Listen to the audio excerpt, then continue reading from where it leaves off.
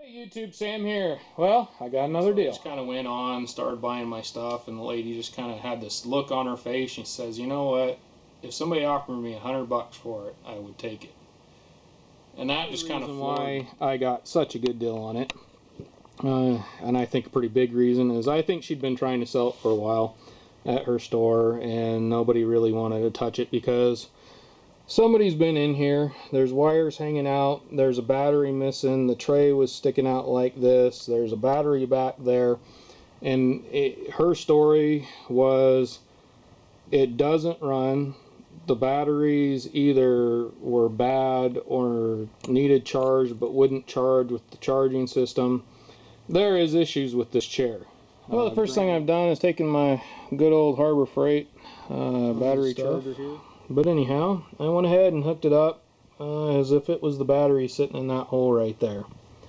And that one back there doesn't look like whoever started working on this ever got to it. It's all tight. All the wires are tight on that battery. They got the one battery out and quit for some reason.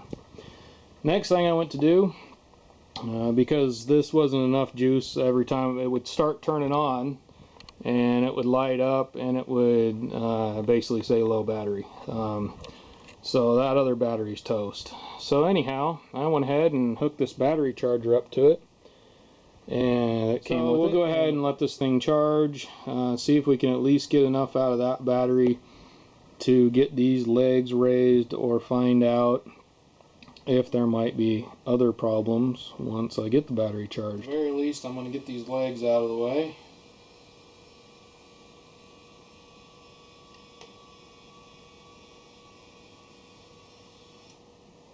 It's all the way up, and I can make the seat right somewhere in here.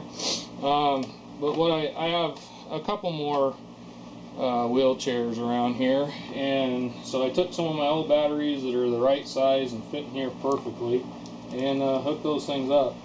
And here's the deal: whoever did this, first of all, if you have one of these J6, I don't know exactly what the model of this is. I'm gonna have to figure that out, and I'll write it in the description hopefully, or in the heading.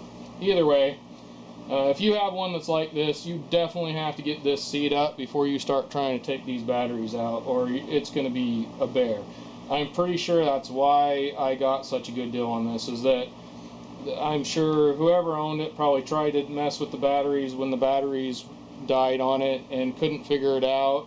And by the looks to me, maybe a couple people have messed with this trying to get it figured out. And unless you have these legs up, you ain't getting it out. So you got to figure out a way to get power to those batteries long enough to at least start moving this chair out of the way. At the very least, you need to have the legs raised all the way up. Then there's this tray under here. I can't get all the way in right now. I have to mess with it. But anyway, you're going to want to pull that out until it stops. You're going to pull that positive cable off. Then you're going to pull it out until you get to the negative one on the back battery. Pull that negative one off. Then the whole thing will come out. The two on this side, because I believe this is 24 volt, so it's hooked in, I don't know if it's parallel or series. You guys can write that in the comments. But either way, it's positive to negative, positive to negative, which gives you the 24 volts. Like I hooked up my trailer. Go check out that video. Anyhow, that's how this one works. So once you get the two off on this side, the positive and negative, this whole box will come out. And then these two are just hooked down here to this thing. So that's the way this works. And quite honestly, I haven't gone any further with the wiring. I will say that this is as far out as you're going to get it. You ain't getting to that back battery till you get this one off, and then you're still not going to get to it very easily to this back negative cable, because it was kind of a bear to put it all back in there. So if you got one of these, just so you know, before you start messing with the batteries, get that chair up in the air. Here's another little lesson, in case you have one of these, or you find one of these like I did. Get all the little parts and pieces, because there was little parts and pieces laying down inside here, and some sitting on top of the chair here, this piece here especially. So make sure anything that's there, you get a hold of it, because this piece here goes on the top of that and kind of holds them batteries in there. It has this little pin thing which just kind of goes through, I'm assuming, and holds that up on the chair there. So stuff you need to know. Just make sure you get all the parts and pieces. I think this is all put back together. I got some of the seat pieces and a couple other things that came with it that I don't really need to test that on here. So here's, it runs back and forth. It's got what appears to be 3 speeds: really slow, a little bit faster, and really slow but even faster than that. This is a pretty slow chair compared to my other ones, it seems like, but I haven't been able to get out and run it either. Then you kind of hit the little button until you get your chair. You can lift your legs, and they go all the way up, and then hit a button again. So, you know what, I'm going to put that down, because quite honestly that's how I use it.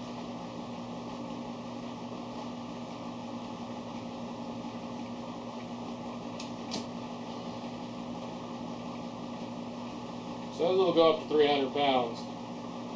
I don't quite get that. So we'll ask questions. If you have any, if you see something that's laying in a corner somewhere and it looks like it's been half torn apart like this was, there's a good chance you can probably get a good deal on it, because whoever was starting it didn't want to finish it for some reason, which at the same time you might end up with somebody else's junk. But for $100, I could part this thing out and get several dollars more than $100 out of this thing. So I knew I was pretty safe. Keep it on a swivel. Main point there. I know I'm rambling on, as everybody tells me. Keep your head on a swivel. Look for things. Look for projects. If you're handy and can tinker with things and know a little bit about electrical, these are great things to get. In fact, if you stay till the end of this video, I will show you another project I found. $5. How'd I do that? Well, first of all, there's no batteries in it. I did check, it does lock up, so I'm pretty sure there's a motor in it. I have no idea anything about this other than you can tell by the looks of it, it sat outside for quite a while and got abused. Now here's the thing, caveat on that. Even if I can't get this running and looking better and maybe sell it for a few bucks, which I don't even know if I'm going to want to do that, I have another one similar to this but newer that I love. Problem with that, the thing is a billy goat, and I've taken it off-road a few too many times and I've bent the rear axle so it shakes a little bit, which is kind of uncomfortable. This one has almost exactly the same, if not the exact same rear end on it, so I might see about taking the whole axle assembly out of this and putting it on mine. But anyhow, yet another thing, keep your head on a swivel. This was in the back of a Goodwill. They hadn't even brought it inside yet.